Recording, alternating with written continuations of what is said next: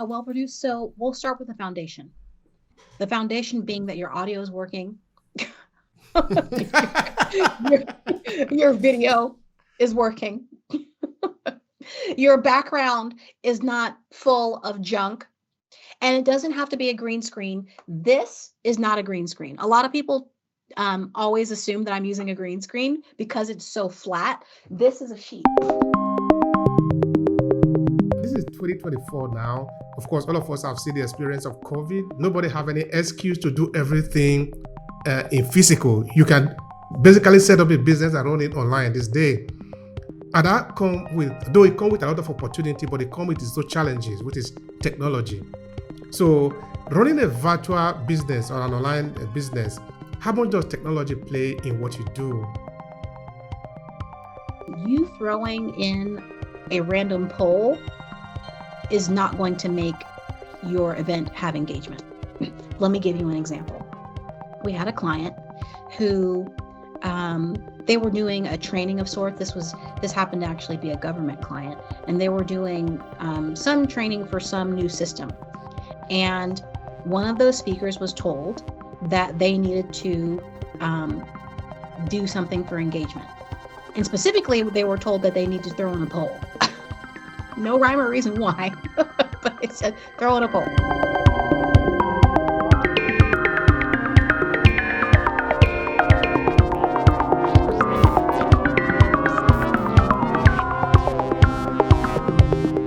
My name is Ella Glasgow, and I am the Director of Funability at Beyond Virtual Events. That's my self-given title. But essentially, we work with small businesses and corporations to help them to create better engagement for their virtual events and make those events so good that they become a powerhouse of marketing material. All right. That's interesting, Ella. Tell me a little bit about yourself. Here in Obehi Podcast, we spend a lot of time on storytelling because we love so much storytelling that we can't live without it. So tell me a little bit about yourself. Where did you grow up? What can you remember? The earliest you can remember of your story. That is important for me. You want to know? You want me to go back to the very beginning, Exactly. when I was born? You got it. I was born at a little. You got it. That's it. That's the point. Yeah. I won't go back as far as where I was born, but I will tell you the parts that are relevant to where I am now. Please go. My father was in the military, and he was a computer analyst, which meant that I also loved computers, or at least I was the daughter that fell in love with computers because my sisters do not. So I fell in love with computers at a young age. Back when I don't know, Obe, how close in age we are, but this is back in the Commodore 64 days. Back in the day where you had to have a book that was 1,000 pages long to code in a single dot that would swing across your screen. This was back in those days. If we'd only had AI back then, right? The world would have been a better place, no? It would have been so much easier to get that dot to swing across the screen. I remember the story. Right. But that's kind of where my love for computers and tech started. Moving from there, beyond having that love for tech and computers, I also had a love for performance.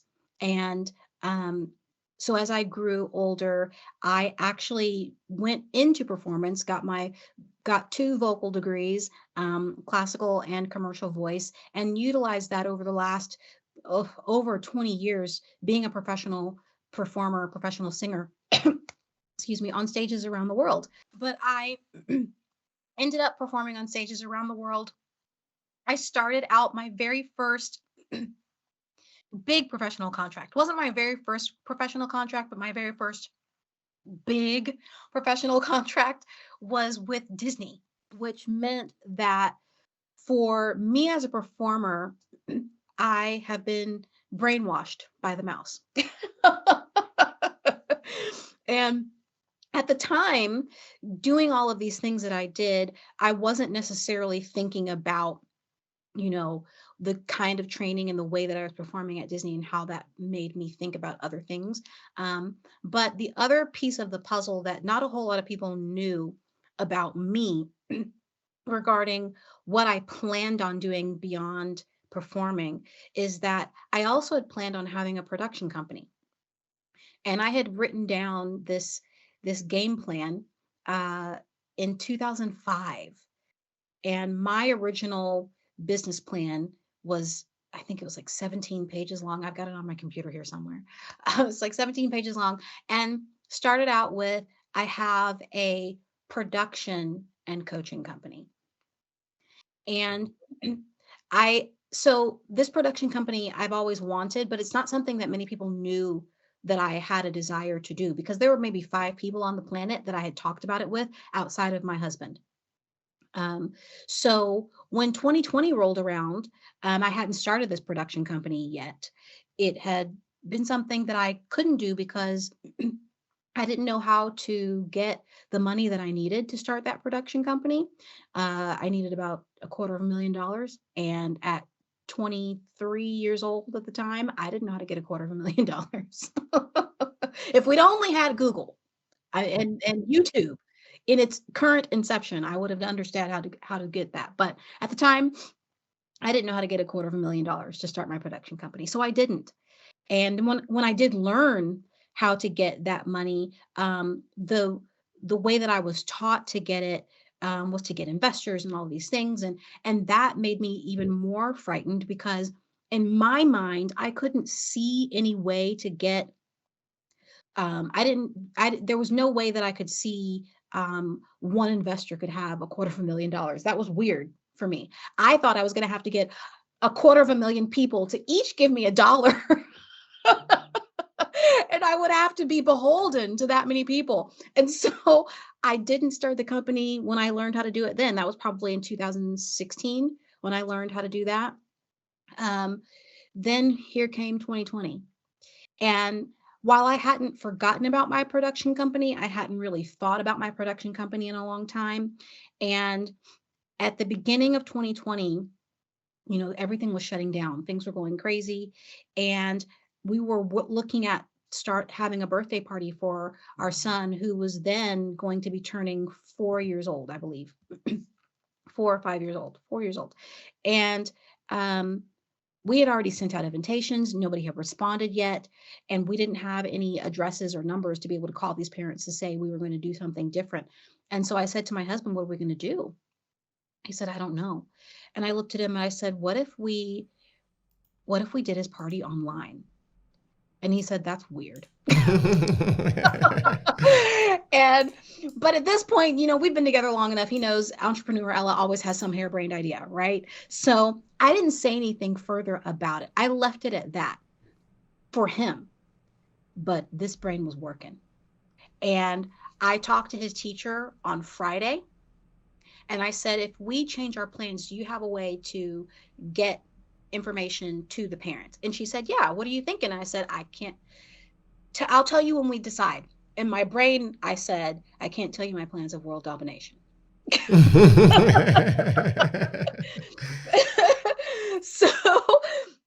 So Friday, they shut the school down. Saturday, Sunday, I built a website, onlinebirthdayparties.com. I still have the website. It's just not active right now because we're not doing birthday parties right now. On Monday, went to my networking group and said, last week I was talking to you and asking for coaching clients and gigs. Today I bring to you online birthday parties. And they said, oh my gosh, that is so amazing. That is so great. And you could do this and this and this. And I said, I hear you, I see you, and trust me, I have thought far beyond birthday parties with this, but let me get some foundations laid before I go into the other things that you're talking about, which they were saying you could work with businesses. Trust me, I had already thought of it. It was one of those moments where, when you have the inside edge on something,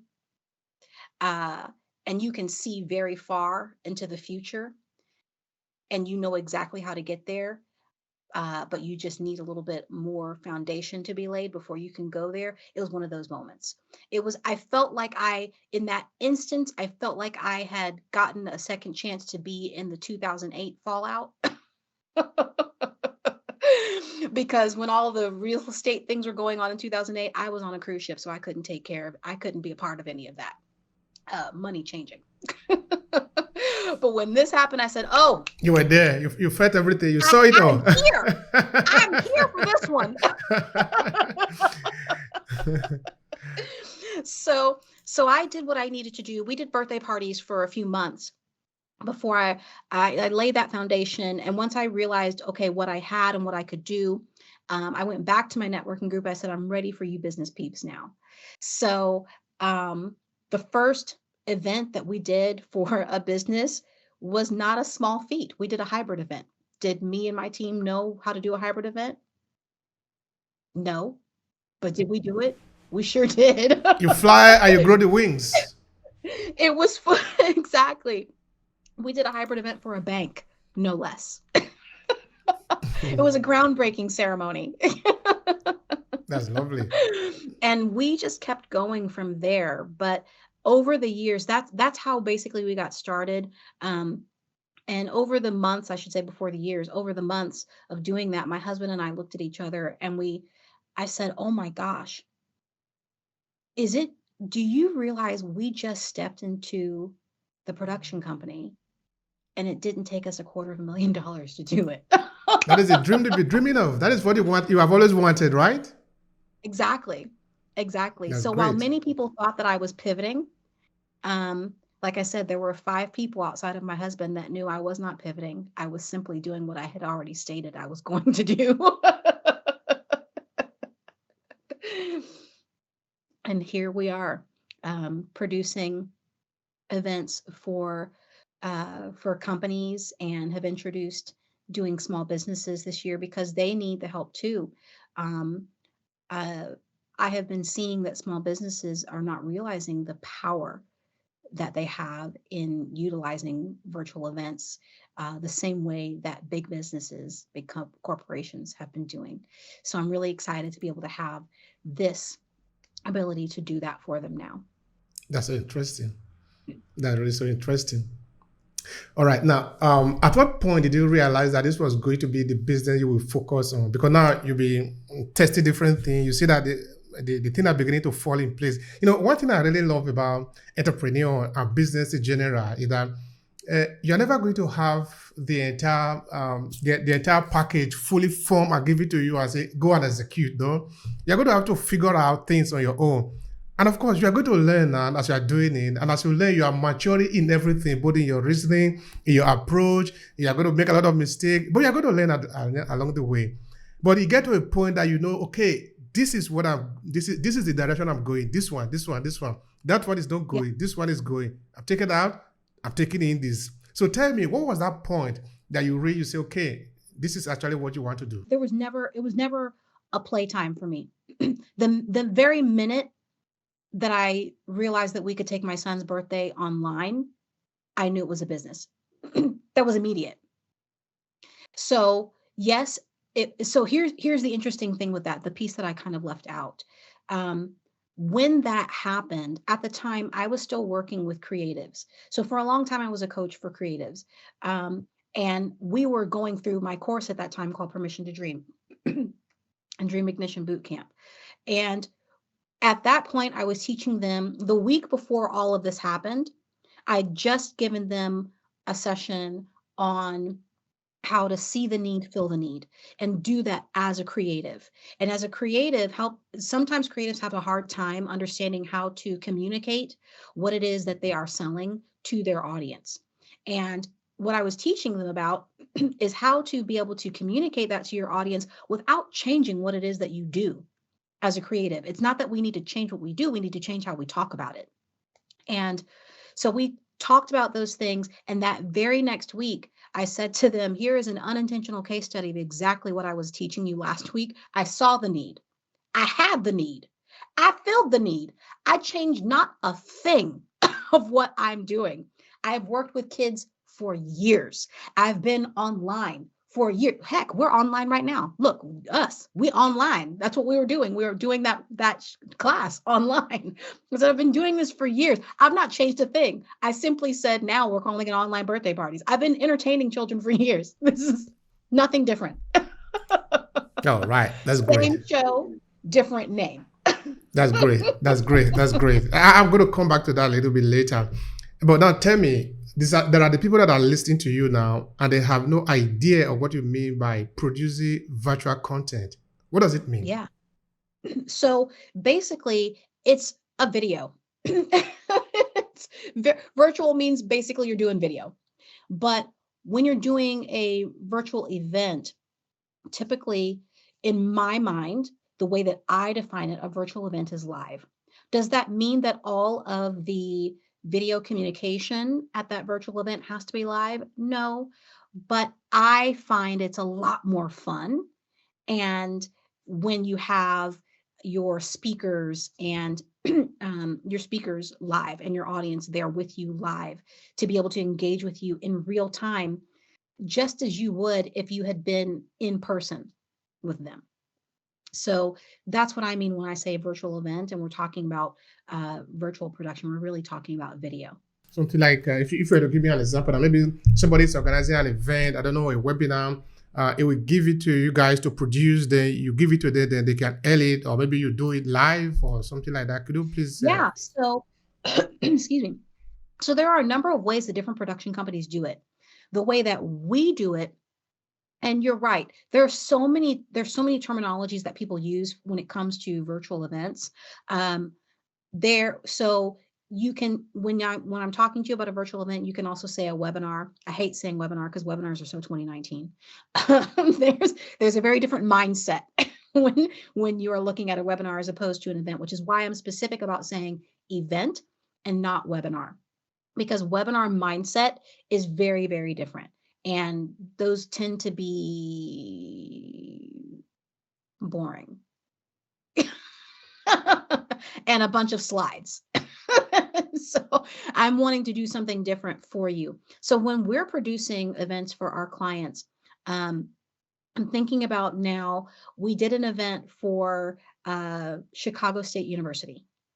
And they had an event that was usually in person. It was an event, a science event, a STEM event, and they had all kinds of posters that needed to be showcased and all kinds of talks that needed to be done about the different sciences and things.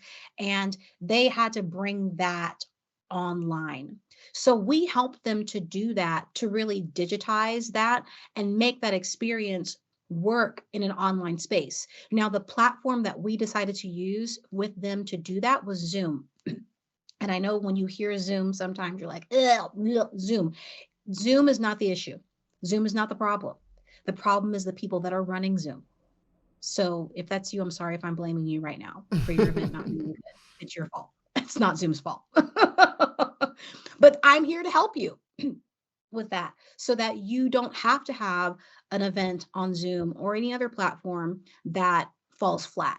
It's not the platform's fault. It has to do with strategy, and the strategy being lacking. It has to do with a foundation of putting the event together being lacking. For instance, spoke with someone recently who did an event. I went to go and watch the event, and they asked me what was lacking in their event, which they happened to run on Zoom. And I said, before I tell you what I saw and where I feel that we could help you, tell me what you saw, because this was the first time that they'd done it. And she said, wow, the biggest thing that we saw is that we thought that because it was on Zoom, that all we had to do was basically send out a link and go. And there's so much more to do than that, because it's an event now and not just a meeting. And I said, you're right. That's how most people think. Most people think for an event, regardless of whether it's Zoom, Teams, Google Meets, whatever it is, most people think when it comes to doing a virtual event, because they feel like there's not so much setup that has to happen because you're not in a physical space, that all you need to do is send out a link and call that an event. And my friend, that is so far from the truth. There's so much that needs to be set up. It has to be set up just like an in-person event. You have to complete the room just like an in-person event. It's almost like going to a hotel. Say you go to the Hilton and you ask them for an event space. They show you a room that's empty and you say, well, it's an event now. No, it's not. You didn't put any decor up. You didn't set any tables out. You didn't put any things on the walls. You ain't gotten any lights. It's not an event just because it's a room. And it's not an event just because you send out a link from Zoom or Teams or meetings or whatever it was. There are many things that have to be put in place to make it an event. All right. That is interesting. Now you got some people curious. So what are those primary things that need to be put in place to make it a real event? So at least now we can separately from just sending out the link and say, hey, come, the party is over, but there is nothing to drink.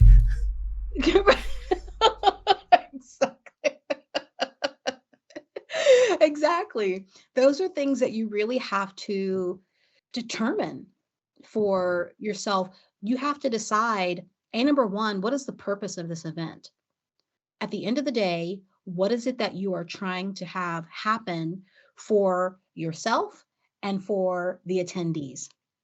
And everything that you do has to work back from that. Every single element that you add has to work back from that. And when I'm talking about elements, because the thing that I hear from people the most is that engagement. My engagement is down, like nobody's engaging. Blah, blah, blah. And so a lot of the platforms are promoting their engagement tools like polls and whiteboards and all of these things, which those are fabulous. I'm not saying that you can't use those. What I'm saying is that if you don't know where you're trying to go with your event, either for yourself or your audience, and both of those things need to be determined, then you throwing in a random poll is not going to make your event have engagement. Let me give you an example. We had a client who they were doing a training of sorts. This happened to actually be a government client, and they were doing some training for some new system. And one of those speakers was told that they needed to do something for engagement. And specifically, they were told that they need to throw in a poll. No rhyme or reason why, but they said throw in a poll. And I said, oh, okay. And this was my bad for not asking her. This was a client from a while ago, long ago. We've learned so many things since the beginning, right? And while I understood she didn't necessarily need to have a poll, I wasn't as strong as I am right now when it comes to talking with my clients about what they need and what they don't. And so we get to the event. She has the poll, and the poll was about basketball. Now, if what she was talking about was about basketball, or if she had found a way to tie in basketball into what she was training on, it would have been great. But nothing that she was doing, nothing that she was saying had anything to do with basketball. She did not tie basketball back into what she was training about. She simply said, oh, let me throw up this poll. What's your favorite basketball team? and wondered why there was no engagement. And this is happening all the time. You cannot just throw out engagement tools and they lead to nowhere. They're not creating an outcome for you. So whatever it is that you throw in, whether it be a poll or a whiteboard or video angles or graphics on the screen, all of those things are engagement tools. But if you do not use them with purpose, then you will not have engagement. That's interesting. Now I'm sort of like curious now. Do you sometimes have to maybe coach clients to be able to get better results at the end of the day? Now, because sometimes, what you call usually the ubezobera, no? Coming from, okay, I need this, let's do this. But the difference between let's do this and actually getting it done, there is a lot of things that is going to happen there. If you have done it a number of times, which is usually the fruit of experience, you know what is going to happen. But if you have never done it before, you don't know what you think it just, voila, everything is done. No. Now, what I'm trying to understand there is that Do you need to coach the client to help them understand, hey, that is what you actually need, but you need to, first of all, get this, do this, and do this like before you can finally get that, if what you want is a quality product at the end of the day? Help me understand Yeah. that. Yeah. So we're working with a client right now. In fact, their event is next week. And this is the second time that we're doing this particular event for this client. When they called me and asked me, what did it, or not asked me, they told me what it is they wanted to do. And they had a particular idea in mind of what they needed to make that happen. And once I understood what it was that we were wanting to do, and in fact, this has actually happened twice. This happened before their event, and recently they asked me for this particular event. They wanted to do something else with it. And both times, um, we found out that what they thought they needed to make these particular things happen were actually not what they needed at all. They both had to do with platforms. And they said, well, I would like to use this particular platform because I happened to go to one event at this particular platform and um, it looked really cool. And I think this is what we want to use for our event.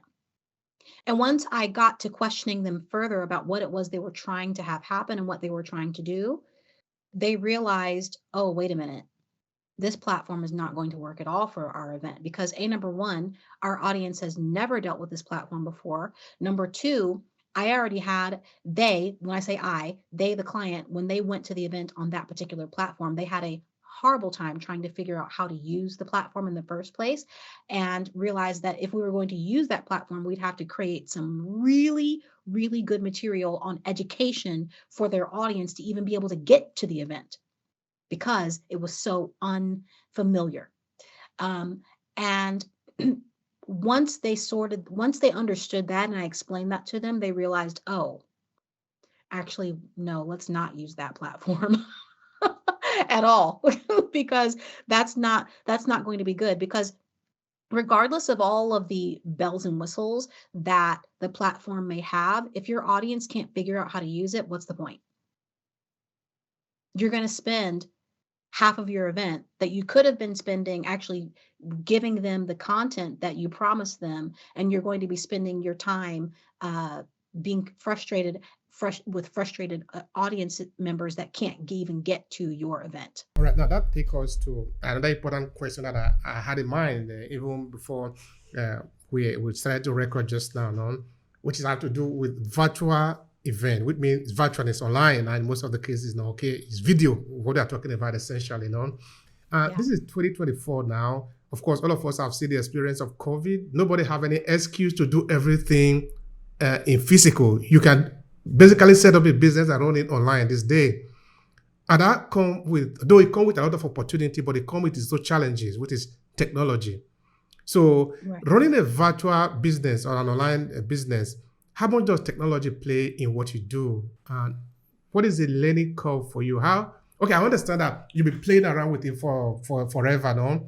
But share with me, what has been your challenges dealing with technology and how much does technology play in what you do? So technology is everything I do. When everything I do is tech when it comes to virtual events. And I do that tech because the clients that I'm working with don't want to. Um, Now, when we're working with our clients, they are in varying degrees of understanding tech. So, for instance, this event that we're producing next week for our client, they happen to be in tech, but they're not in my side of tech, being video tech, right? So they understand different things to do with IT, but they don't necessarily understand video tech. So I am the one doing all of those things for them while they might be doing some things with their website. Also asking me some of the things that they might need to make sure are on their website so that their audience can still get to them appropriately. So tech is what I do all the time. When it comes to figuring out tech and the challenges that I've had with them, here's the fun thing. I actually produce a bi-monthly virtual event of my own so that people can come and see what it's like to be in a virtual event with me and see kind of how I do things. That being said, one of the other reasons why I want people to be able to see what it is that I'm doing is twofold. The first is for them to get an idea of what's possible for them and their event. And number two, so that they can see behind the scenes when things clearly I've got my my emoticons turned on. I forgot to turn them off. Oh You well. won the lottery. Wow. Celebrate. Tech. There's tech. Messing with us again. I forgot to turn off my emotion. So my emoticons. But anyway, the second reason that I want them to be able to see things in person is because I'm actually testing things all the time. And I'm testing things on my own event. And you get to watch me do it live, which also means that you're going to see things break down. You're going to see things break down live. Why is that important for you to see? It's important for you to see those things break down in front of you with me doing it. And I'm doing it, breaking things on my event so that I don't have to break them on your event. But you're also getting to see one of the guests that came to that event. It's called the Business Breakout, by the way. Happens the first and third Wednesday of every month, so that you can see exactly how I put events together. It's obviously a small event. It's not hundreds of people like we usually have for events for our clients, but it's a few people in there, but you can see how an event is run. And when you see things break down, the fun thing is, the great thing is how you're going to be able to watch how I recover. Because that at the end of the day is what sets me and the people that I work with apart from other people that might be running your event, i.e. you running the event, or maybe somebody on your team running the event that doesn't necessarily have the expertise that we have. It's the way that we recover. Because every event is going to have something go wrong. I would love to tell you that almost events all just the time. all the time. Something's going to happen.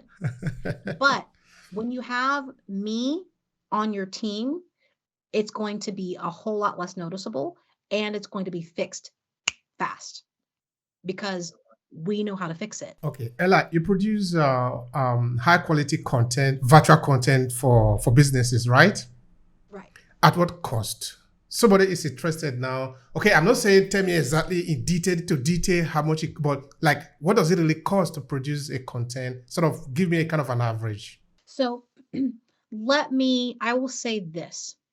When it comes to the costs for virtual events, there are a number of factors that have to be weighed in. And I would say that for an event, you're probably going to be looking at starting for a small business. Now, these are small business numbers. These are not corporate numbers, because corporate numbers are very, very different, right? So for small business, expect to start around $1,000 for your event. That's just walking in the door. You need to have some kind of budget. That's not talking about anything else except just we're talking about an event, and we're going to see what needs to happen with your stuff on top of that. All right. Now, can you give us a kind of a picture of what is happening? Sort of pull the curtain for people to see. When you say this event now that you're producing, help us to understand your routine. What is taking place there that you are calling event or the virtual event? What is taking place? Do you mean like what are you projecting something? Are you projecting something? Are you organizing interview for the people? Maybe a university is organizing something, so you're running the interview, you're helping them to project it, you are staying in between. So help us understand what is going on there. Yeah, so there are a lot of things that I'm capable of doing, and there are a lot of things that my clients have asked me to do. And that's why I say the cost is something that I can't necessarily pin down for you, because every client may want something different. Some clients want me as their MC as well, because with my over 20 years on the stage, that is something that I have the skill set to do, and they don't, right? It's not just a matter of being on the stage, it's the fact that I've been on the stage and TV. That's a big piece of the puzzle. So I understand how to be on camera, where that's not necessarily everybody's forte. And it doesn't necessarily translate when you don't understand how to take your stage performance onto a small camera. Right? So those are pieces that we do, that we fill in for our clients if that's what they need. I may also be building websites for clients. When I say websites, I'm talking about their registration site. I may be building their registration site. I may be building their landing page. And when I say I'm not talking about me by myself. I understand. Your team, no? That is your business. Okay, we'll get the picture. But of course, you, at the end of the day, still. Right. And some of those things, for our small business clients, a lot of these things do fall on me for the small business clients. And we will work together to figure out what are the pieces that you as the small business can do. So for instance, this event that we're doing that I keep talking about that's happening next week, that particular client, I told you, she's an IT client. So website she's got, that is her thing, hands down. They are building their registration page, doing all the things. They don't need me to do that, which cuts down cost, right? Because I don't have to do it. I don't have to ask my team to do it, right? So, but we're looking at from beginning, I'm asking you, do you have your landing page together? Do you understand what needs to be on the landing page? Do you understand what needs to be in the emails that are going out after people register? Do you understand what platform you're using? Do you understand why you're using that platform? When that platform, how many speakers do you have? Is it just you presenting, or is it multiple speakers presenting? Because when it's more than just you presenting, that changes the whole dynamic and the timeline of what we need to get out and what we need to do in regard to rehearsal and tech and all of those things for your particular event. Why is it important to know how many speakers you're having besides you? Because if you have more than you speaking on your stage for your particular event, that means that's more than one calendar that we have to now deal with. And we have to take into consideration their timeline, because we're going to do a tech run. That is going to happen without fail. We are going to have a meeting before that tech run to ensure that everybody understands what needs to happen for this event. Why are we having a tech run? Because if we don't have a tech run, then you are definitely going to have your event. Your event is going to fall flat. Everything is going to break for sure if there is not a tech run. And I'm sure, Obehi, you have seen, I'm not the only one that has seen this. I'm sure you've been to an event where things broke and you knew immediately, whether you thought about it or not. And I'm asking you, audience, to think about this now. How many virtual events that you've been to that the sound wasn't working, the video wasn't working? Somebody said, I'm thinking about an event that I went to, and they were like, oh, hold on just a second. We're trying to figure out how to get our slides onto the screen. Give us just a moment. Hold on. 10 minutes later, they still haven't gotten it worked out. Why? Because they didn't do a tech run. Well, a good example actually is us. So with towards the ending of last year, 2023, we started to do webinar. We've never done webinar before, here. So yeah, we said that we invited guests. They were actually very interesting guests. Of course, we do this one every month now. People will come in. They're happy to come. Okay, I do know a couple of people. When I tell them, hey, come, let's do a webinar, they're happy to participate. No, okay. Of course, we are going to use Team like we are using now. I use Team to do interview. Okay. Also, I'm recent to using Team. I've been using other program like Zoom before. Oh, I know that I can put a lot of people in, no problem. Yeah, we have a lot of people. People were there, but things broke. Things really broke. The sound, the sound was really horrible. But what is happening? You said everything was going to be okay. Yeah, I'm sorry. I didn't know it was going to be like this. So we learned. But we did another one. That one, everything was perfect. The sound, if I would put a video out there, because we have not done it before, so we just fucked up in that one. Right. I want to help you so my role is to help that not to happen for your first event. It happened to us, so you should talk to people like us where we are starting something new. Right. And everybody starts somewhere, right? I mean, I would love to say that we're perfect all the time, but we already talked about there's always going to be something that happens, big or small. There's always going to be something that happens. The difference between me and you doing it is that I know how to fix it immediately, and you're going to have to figure it out. Yeah. That's so true. That's so true. All right, Ella, I have another question for you. All Yeah, right, now we are talking to businesses, and somebody is asking the question, but why do I need your service? Why do I, as a business, need to maybe organize a virtual event? What do you have to yeah. say about that?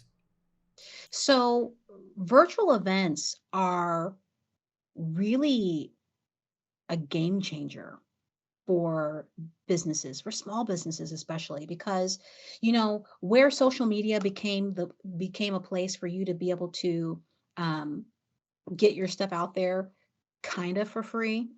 It was free in the beginning, right? Now Facebook is making you pay for ads and everywhere, right? But that was the first foray into being able to reach a wider audience.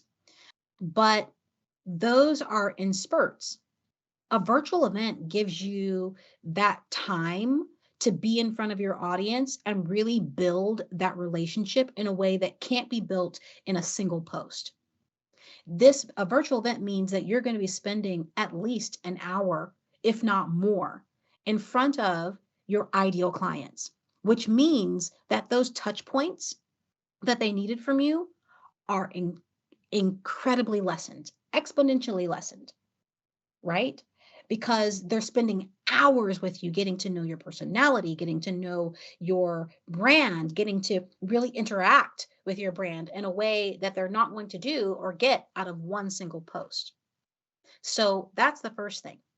And then obviously, you're able to bring in an audience from around the world. It doesn't have to be people in your zip code anymore. They can get to you from just what you're in Africa, right, Obe? No, I'm in Italy. You're in it. That's right. You did tell me that. You're in Italy. Yeah. I'm in Columbus, Ohio, in the United States. It looks like And we are just in the next room. right? But now we're here together in this room, the same way that we could be at a virtual event together.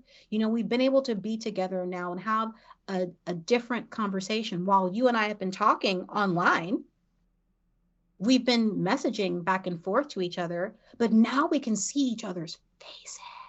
And It's there's completely so much, different. right? It's a very different feeling being able to see each other's faces, which is why I love using platforms for virtual events where we can see faces. And that's what makes it very different from a webinar. Very different from, because a webinar is one-sided, right? Yeah, there are people playing in the chat, but I can't see your face.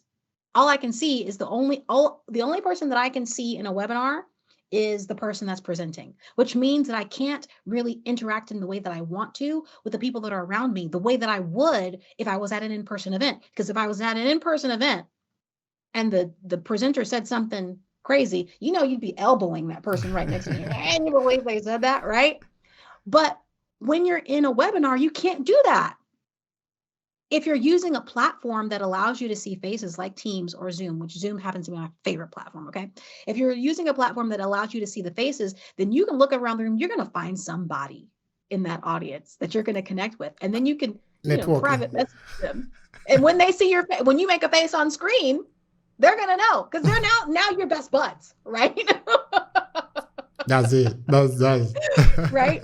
That's the connection that can happen at a virtual event where faces are present on the screen. You cannot get that with a webinar. You cannot get that with a post. And with that, you're building community. So when I'm ribbing the guy next to me, we're probably more likely to stay connected. And we're connected because of this event that you brought us together, right? I can't do that with a webinar. I can't recall anybody that I've stayed connected with that I may have chatted with in the chat from a webinar. All right. That's fair enough. Now, how do you describe a well-produced virtual event? What are the qualities that will make it a well-produced virtual event? A well-produced, so we'll start with the foundation. The foundation being that your audio is working. your video is working. Your background is not full of junk. And it doesn't have to be a green screen. This is not a green screen. A lot of people always assume that I'm using a green screen because it's so flat. This is a sheet. That is a real background. That is a bedroom sheet that is behind me. But you set it up properly, of course. Exactly. I've set it up properly. I've got gorgeous light shining up on it, so nobody knows it's a bedroom sheet. Everyone thinks that it's a cool green screen, and they're wondering how my green screen is cut so perfectly with my curly hair and nothing is being cut out because it's not a green screen. So setting up your background, getting those things done properly, then, and that's just on your basic level. On the event level, understanding the strategy that you have with your content in that event. This is before adding bells and whistles. This is before adding graphics. If you don't understand what your content is doing and what outcomes you're trying to get for yourself and for your audience, then putting graphics on top of it means that you're going to have a shitty event with cool graphics. So, so let's make sure all of that stuff is firing on all cylinders first. Then once you've got that together, then you can add the cool elements to it. And you can say, okay, I want to make sure that when I say this particular graphic happens to make people go, ooh. Or I want to make sure that when I talk about this particular point, that I want my words over here. And I'm not going to say slides because I hate slides. I hate Okay. Not to say that we haven't used events, that we haven't used slides with our clients, because again, depending on your budget and where you are, we can make those things for you. We can make it be something that's spectacular. When it comes to putting graphics on the screen, you have to understand what it is that you're trying to do with those graphics, where it is you're trying to have your, if you haven't noticed, my theme is purpose, basically. Purpose. Everything has to have a purpose. You can't just throw things onto the screen for no reason just because you are hoping that it will work. You have to have purpose before you put anything onto the screen. All right. That should be very important. That should be very important. At least all serious businesses, or actually not only serious business, everybody that is doing something substantial should have a clear purpose behind it. Otherwise, it's not going to work. Yeah. All right. And, yeah, please go. And to your point, just to tie up that bow, because you asked about well-produced. Well-produced doesn't mean a bunch of graphics. Well-produced means the foundation is laid. And when you are done with that event at the end, on the day of the show, that you have video that is produced in such a way that represents you and your brand, and you can use it long after the event is done. Well-produced virtual event. All right. That is, you have dealt with that perfectly well. Now, tell me about your client, the people that you work with. What are they like? Okay, I'm not saying give me the demography, but like, tell me, what is your kind of relationship with them? Tell me about the kind of client relationship that you have. Yeah. So I love the clients that we work best with are ones that are not afraid of creativity. Love that. You are a creative person. Yeah. They're not afraid of creativity, and they are not afraid to allow me to do my job, because I'm going to allow them to do theirs. For this particular client's event next week, do I know anything about the world that she's in with channels and all of this stuff? No. But you know what's fun? I'm learning, because we do her event multiple times. So I get to learn about what channels are and what that means and all that fun stuff.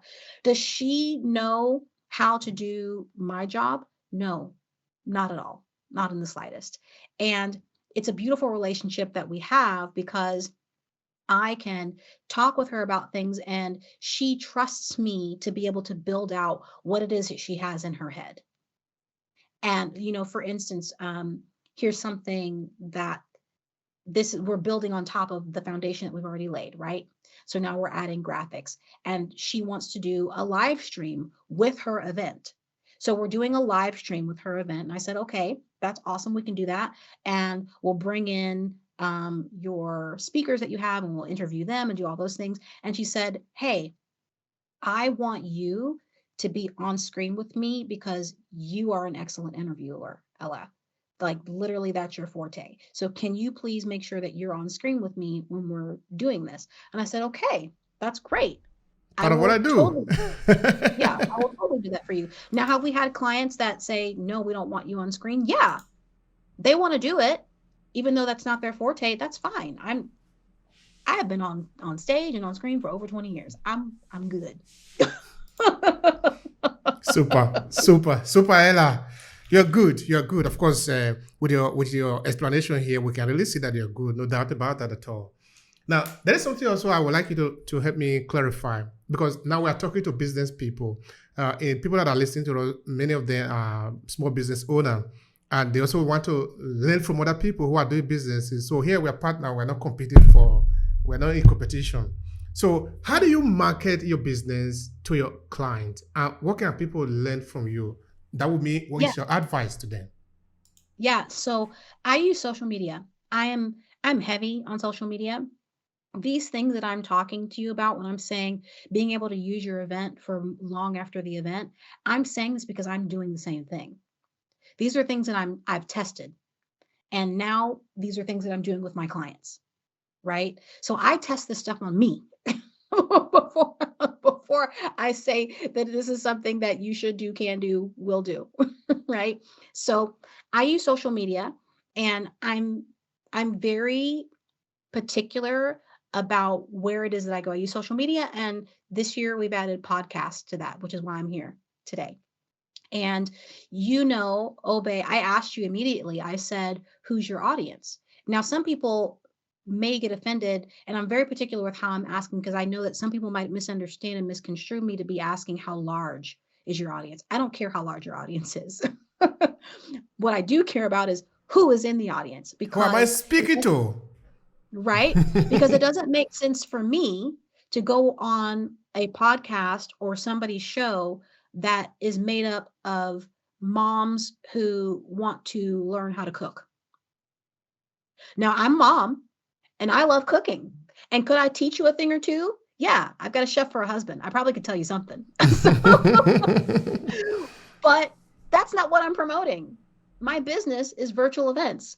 And virtual events specifically for small businesses.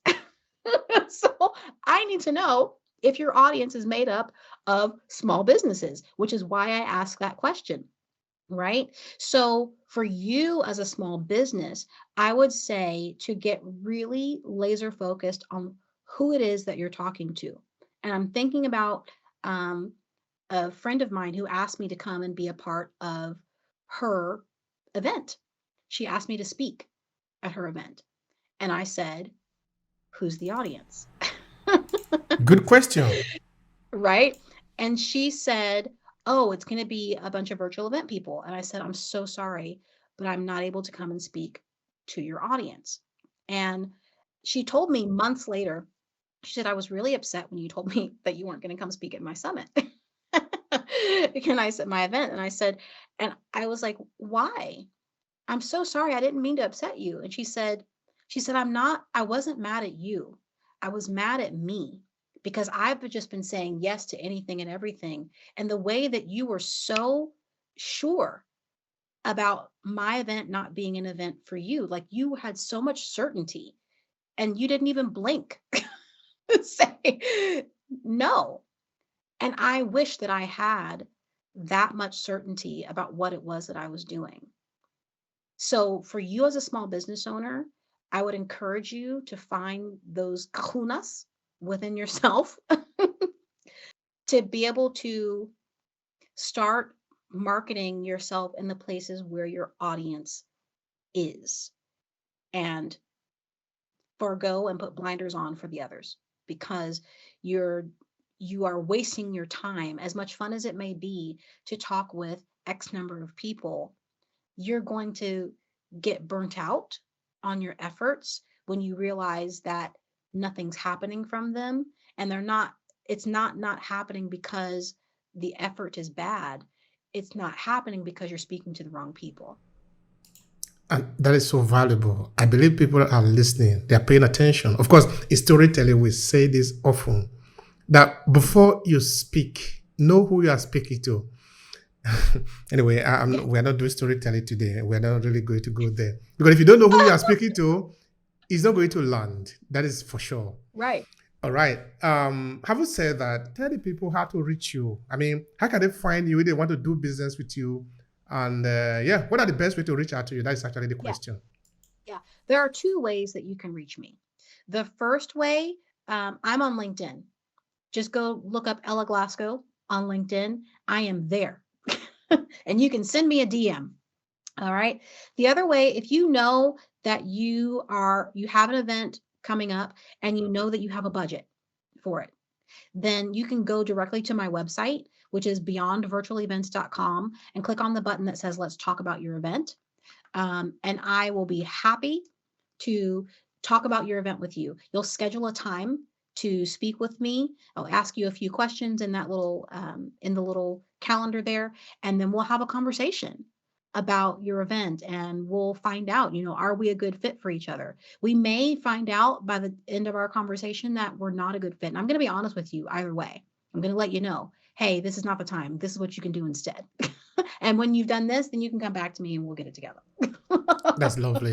But, honestly, it's important too, when we are doing business, because otherwise we're going to waste our time. We're going to waste a lot of our time, and it's not good. All right. So, what will be your final thoughts here? Because we discuss a lot of things here. Honestly, we discuss a lot of things, of course, related to your business. So, what will be your final thought? Maybe something that you wanted to say. I don't know. Just conclude it in your own way. I would say, if you haven't been putting virtual events into your marketing funnel just yet, it's time for you to start thinking about it, because you're missing out on a huge opportunity.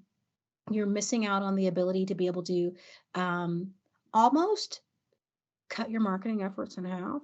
Because if your event is produced well, and as I've said multiple times, if it's done well, then that means there are systems that we have in place to be able to take that event and put it together in a way and give you marketing pieces that will allow you to kind of not have to figure out what you're going to say on social media all the time. I'm just saying, I mean, I mean, how many of us are struggling on the struggle bus trying to figure out, what do I post today? If you produce one virtual event, one well-produced virtual event, the amount of marketing material that you can get out of that one well-produced virtual event, people should be listening. It will save you at least, I'm going to just say at least, it's more than this, but I'm going to say it give you at least a month's worth of material. And I'm talking about multiple posts. I'm not talking about just one a week. I'm talking about multiple. Multiple avenues. That's so great. That's so valuable. Thank you so much, Ella. It has been a pleasure talking with you. And there have been a lot of value that you shared here that, of course, are going to benefit the audience, those that are listening. They are really valuable. Thank you so much for this. Thank you for having me. I'm really grateful that you had me on the show today. Thank you.